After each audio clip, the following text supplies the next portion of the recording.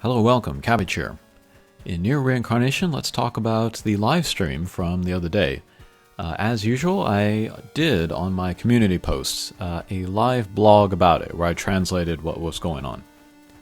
The day after that, I had a bit of a business trip, but I am back now, so we'll do the video. And then we'll talk about the collaboration that was announced, and then the results from the 1.5 anniversary user survey. But when they showed the little preview movie for the collaboration, as soon as I saw these two marionette characters, no, even before, when I heard Mama's voice was sort of like changed to like high pitched and like very quick, then I knew it was SinoAlice. I've never played the game and I haven't watched very much coverage of it, but maybe 4 or 5 years ago. There were some YouTubers that I liked where I would follow them for other games, but they also liked SinoAlice. So once in a while I would watch those videos, and then especially I would see the polls in the hatcher, and like the two marionettes come down and they have a variety of like things that they do, like they attack each other or something, and then that's a guaranteed rare or whatever. So it's on the fringe of my awareness. But we have the 3 characters here, and I'm not going to cover what the characters do in this video. Once the banner is up and we can look at the awakened stats, maybe I'll talk about them then. But we have Akeha dressed as Snow White, and then Noelle dressed as Red Riding Hood, and then Sadhu dressed as somebody that I don't remember now. I am going to skip this banner, because I'm trying to save for New Year's. But if I were to poll, I'd like to get a single poll for Sadhu. She looks good for Arena. Okay, but for the collaboration event, there will be one of those farming events where you farm for tickets and then use the tickets to pull a hatcher for like memoirs and advanced handbooks and that kind of thing. And then apparently the boss, or we saw in the live stream, the boss are Gishin and Anki. These 2 marionettes, and they looked pretty creepy as the bosses, so that'll be fun to play, I think. Okay, and then just in the middle, for some reason, they announced that they will do a free 10-shot for everybody, and then you will get a guaranteed first get of a standard pool 4-star character. So maybe I will review the video that I made before about what I would want especially, and then maybe put that up. But I can tell you now that what I want now is Bloody Griff. It's starting to grate on me that I still don't have him. Last time I got Fractured Griff, and although I wasn't very excited in the moment, I ended up very grateful for him because his gun has been excellent, especially for my anniversary Yuri. Okay, and then some more details about the event. There will be 2 companions, one for each of the marionettes. And they look really good. They actually look more detailed than any of the companions that we have so far. Maybe I'll talk about what they do also in a future video. But let's see, Gishin here, I think she's light element. And then she buffs attack for your party 40%, which is a new high. But she'll also buff the attack for the enemy, so that's interesting. That could actually maybe be helpful in subjugations if you're trying to get a caged vigor bonus. And then Anki, the male version, I think it's dark element and it breaks attack, but also lowers your own defense, I think. Well, I guess I talked about the companions after all. Okay, next let's talk about the survey. This actually might take up the majority of this video. But there was a previous user survey at the 1st anniversary, and that was really interesting to go over. And this is for the 1.5 here. But first they asked a question which they did not ask the first time around, and that is your favorite characters. And then I think everybody could choose 3. The 3 most popular, first is Akeha, second most is Noelle, and then third is Gale. If you would have asked me, I would have probably said Noelle was the most popular, just because that's how these mobile games go. But the Nier Reincarnation fan base is a more sophisticated fan base, so they chose the One-san. I would have chosen Akeha first, too. But yeah, very impressed with the population here. And then there are some notes on the bottom there for reasons given, just because they're beautiful or they are also beautiful. And then the third one there, I said this in a community post. I said that among the male characters, Lars is the most popular. That's not exactly what they said, but the result turns out to be the same. Among female users, the number one was Lars. And we can see him at 7.9. We can see up above, 8.3, that's Lavanya. I guess he's technically male. And then down there at the bottom, 8.5 is Yuri. The lowest, at less than 1%, are Argo, 063Y, F66X, and then Yuzuki, the main character, male high schooler. I like all of these characters, so that's kind of sad to see. But Hina, she's the female high school student. Only 1.9 for her. There's no playable versions of her or Yuzuki, so maybe that's understandable. Pudie is only 2.3. Demus is only 2.8. That's kind of surprising. He's very popular on Twitter, but apparently not popular in this survey. Leon at 4%. That's kind of surprising as well. Griff at 3.8. Sadiu at 4.4. I would expect her to be higher. Marie at 5.2. That's actually kind of surprising to see Marie above Sadiu. Yuri 8.5, like I mentioned before. And then Fio at 5.8. And then the bottom one there, 6.1. Other, I guess. They made a note that Mama is not a selectable character here. But yeah, looking at who are the most popular characters, maybe it makes sense who gets the most versions in-game. Okay, next slide. How do you relate to the characters, or what aspects of the characters do you enjoy? The top one there is the history of the characters at 58%, and then the third one down is the relationships between characters, almost 60%. 20% there, that is the kind of like the details about the characters, like their birthday or their likes or dislikes kind of thing. 22.7%. Stuff like the 4-panel comics that come out on Twitter, or other sort of information. Other is 4.7, and then not applicable, 11.9.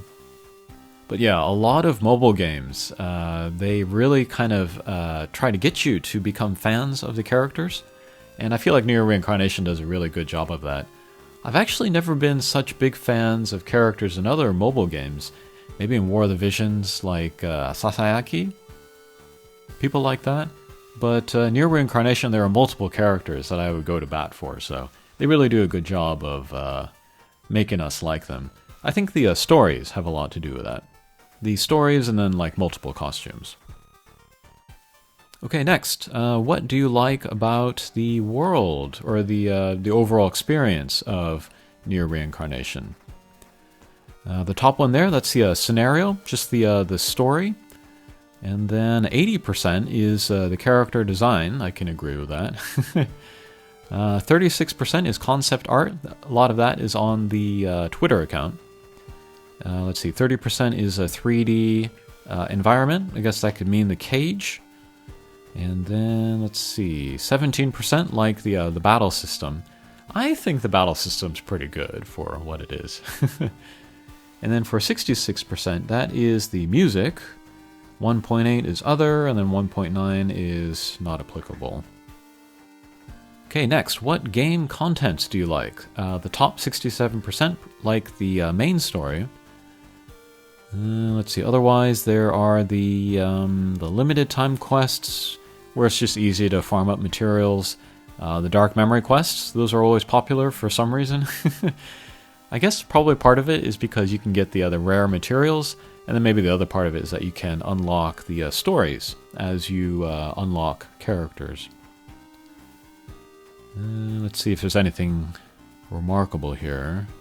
Let's see, Recollections of Dusk is at 8.4, Subjugations is at 15, Arena is at 10. So that's pretty low, actually. Only 10% of the population like PvP. I'm pretty sure that number has gone down over time just because people have been calling for changes to it. And then subjugations, that's high-end content, so only 15% there. But yeah, it just goes to show how big the population is a casual gamer. And then 5% like the explorations, that's funny. 3D viewer, 24%, it's pretty high. Okay, next. These are parts of the game that people would like to see improved. And then the top 3 are Subjugations, Arena, and then Character Awakening. I think I can totally agree with this. And I would actually be interested to throw this to the viewer. How could they maybe improve these so that people would like them more? Like Arena, I just said, it's been kind of stale, not stale, but like unchanging since launch even. Maybe the biggest changes were adding characters that would add new metas, like the tank with 063Y, or the anti-tank with Summer, F66X, that kind of stuff. But like, how could you change or improve Arena to make it more compelling? Like, would different rewards, be better? Or like more of a manual play kind of PvP, although I think that would be pretty hard to set up. There isn't a giant user base doing Arena, so I don't know if live manual play PvP would be even possible. And then Subjugations, I feel this also needs improvement. Like me, I've been playing, Subjugations since day one. I'm a free-to-play player, and then I don't care to go any higher than SSS1, and yet I've still maxed out all of the weapons pretty much, and then their skills as well, so yeah, I definitely need something new there. It might be enough just to add new rewards, but a new boss with like a new kind of way of thinking, new way to build teams would be fun. And then Awakening, I feel like they could just add like generic Awakening stones and then be done with it. And then they might release them like in whole parts or like pieces, like fragments of black pearls or that kind of thing. So Awakening I feel like would be easy to fix, and then Subjugations and Arena, maybe a quick fix would be to upgrade the rewards for that, but maybe something bigger like system-wise improvements would be needed. Otherwise, Dark Memory Quest, people want improvements there. I think they hinted at something like a skip feature for the Dark Memory Daily. 14% for other, although I don't know what that could be. Slabs, people want these slabs improved. And secret stories, yeah, I've been seeing some dissatisfaction with secret stories. Like making the requirements to unlock too hard, or else putting them in weird places, like maybe where you can't skip stuff, or you need to access places like multiple times in order to get to it, so yeah. Oh, and then at the bottom, among other, they list what was kind of specified in there. Auto farming, maybe people want to do more auto farms in one go. Or the map option. Oh, further sorting of memoirs, or the leveling system. Okay, next, overall satisfaction with the 1.5 anniversary. This time, satisfied was number 1. I guess number 1 for the previous was fairly satisfied. But yeah, I guess satisfaction's going up, so that's fine. Okay, next, what rewards do you like? Number 1, 89% is gems, of course. Number 2, 10-shot tickets. I can agree with that. And then one thing that was interesting was that the antlers for upgrading your slabs actually got a higher percentage than just the regular slabs, which I'm happy to see. People are catching on about how hard the antlers are to get. So 38% for the antlers versus 20% for the slabs. Okay, next, this is a slide totally about the Recollections of Dusk. How satisfied are you with the experience? At the bottom is 36%. These are people that have not played it yet, so that also goes to show what kind of percentage of the population is a more casual player or a newer player. And then from the top, satisfied, 6.9%. Somewhat satisfied, 12.8%. Neither way, 24%. Slightly dissatisfied at 8.9, and then dissatisfied at 10%. So maybe people don't love it, people don't hate it. I would put myself in somewhat satisfied. I enjoy the content. It's different from anything else in the game. I like the concept a lot, but it's just putting the teams together, which takes time. Okay, and then here, this next slide, they continue to talk about Recollections of Dusk, and they ask you, what parts of it do you enjoy? Number one, at 53%, is like using characters or weapons or teams to make interesting or like original setups. People enjoy that, and I do too. And then at 50% is the rewards. I'm really impressed with the rewards. I feel like the weapons and then the characters are very, very powerful and very generous as free rewards. And then 28%, they like playing the battles or like choosing the order of the doors in the order that they like. 27% are happy with the difficulty. I go back and forth on this because like I would say it's not as difficult as say like Tower or Subjugations or whatever. But I also don't want to say, let's raise the difficulty even more, because I do want not that bad of a time of it, and then I do want the rewards, so yeah.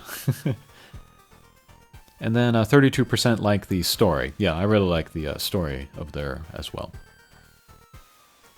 Okay, next slide. How satisfied are you with the 3D viewer? Again, at the bottom, 30% have not used it yet, so...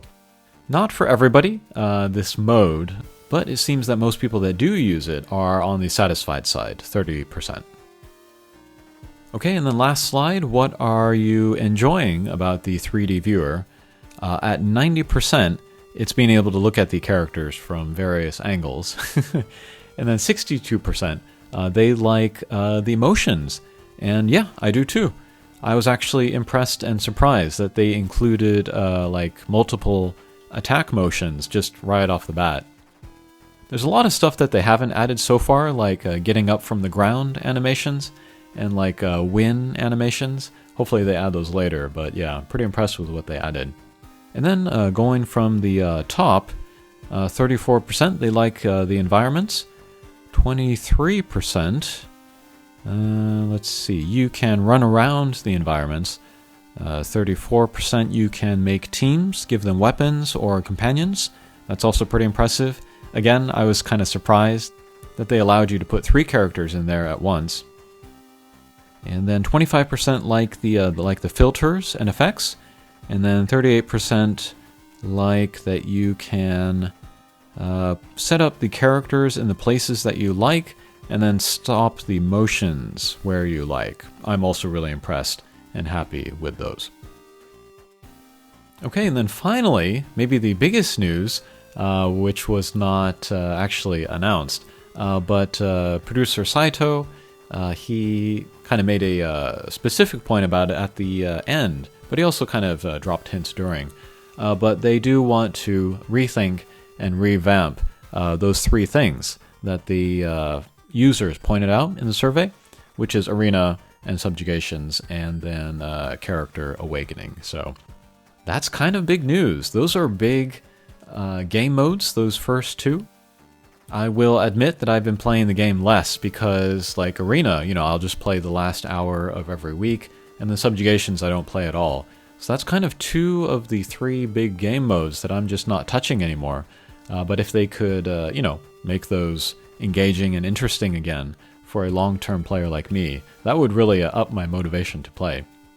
But also the fact that they would kind of make a promise about those things shows that there's a lot more future left for the game. So that was very encouraging to hear. A game that is shutting down soon would not kind of commit to those big changes. Okay, so that is a recap of the live stream. Again, once we have the collaboration in-game, we'll look more closely at the characters, and I think that will do it. I'll show my poll, of course, for the guaranteed first get. Alright, thanks for watching, and we'll see you again. Take care.